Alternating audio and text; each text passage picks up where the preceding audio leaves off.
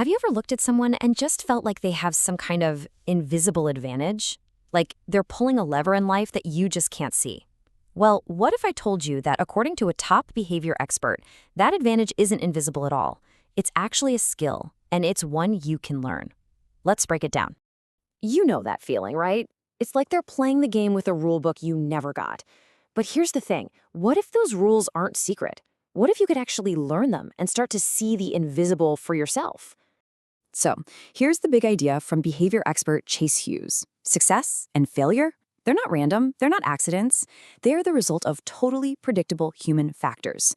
He says you can look at pretty much any situation and break it down into a science. And when you think about it like that, well, that changes everything, doesn't it? Okay, so this whole science of success is built on just three pillars. That's it. They are self-mastery, observation, and communication. And the idea is if you can master these three things, you can start to master the outcomes in your own life. So let's dive right into that first one. All right, pillar number one, master yourself.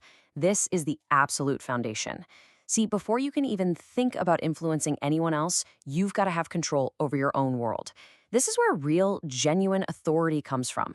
It's that feeling some people just have, and honestly, our brains are just hardwired to notice it and respond to it. Okay, and this is where so many of us get it wrong.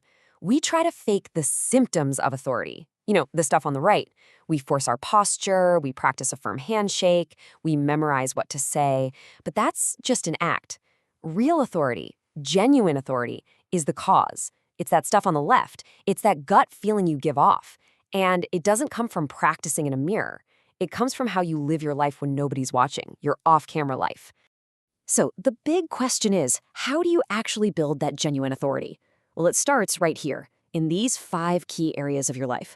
I mean, just take your environment, for example. Think about your desk or your car. Is it chaotic or is it organized? The second someone walks into your space, they get an instant subconscious read on your level of self-mastery. It's about mastering these things you can actually control. That's what builds that unshakable foundation. All right, on to our second pillar, reading the room. Once you've got your own foundation solid, you can start looking outward. And this is all about learning to see the information that, honestly, most people are completely blind to. It really is like gaining an observational superpower. And you know what? One of the fastest ways to get a read on a person isn't some super complex body language analysis. No, it's something incredibly simple, something you can literally notice in the next 5 seconds of talking to anyone. It all comes down to their blink rate. Yeah, seriously. And this is so powerful because it's almost completely unconscious. You and I, we don't consciously control how fast we blink, right? And that means it's a super reliable, unfiltered window into what's actually going on inside someone's head. So here is the simple breakdown. A faster blink rate, that usually means high stress or anxiety. But a slow, steady blink rate, that signals high focus. Think about it. If you're pitching a big idea and you notice the investor's blink rate suddenly slow right down, that is a fantastic sign. It means they are locked in on every word you're saying. Okay, so you've mastered yourself, you can read the room, now what? Well, now we get to the final pillar, influence. This is where you take everything you've learned and actually use it to shape conversations, persuade others, and really connect through the art of communication. And the real secret to being influential isn't about having the perfect words or some killer script. It's about understanding what the person you're talking to unconsciously needs to hear. See, every single one of us is driven by these fundamental social needs. And here they are, the 6 core social needs. This is like a cheat sheet for communication. So if you figure out someone is driven by the need for significance, you tell them how they're making a real difference. If they need acceptance, you bring them into the fold with words like we and us, making it clear you're a team. Or let's say your boss's main driver is control. Well, instead of telling them what to do, you frame your ideas as options for them to choose from. When you can identify their primary driver, you're not just talking anymore. You're connecting on a much deeper level that just bypasses all that normal resistance. So when you step back and look at all 3 of these pillars, self-mastery, observation, communication, what's the one thread that ties them all together? It's really all about one powerful idea, prioritizing your future self.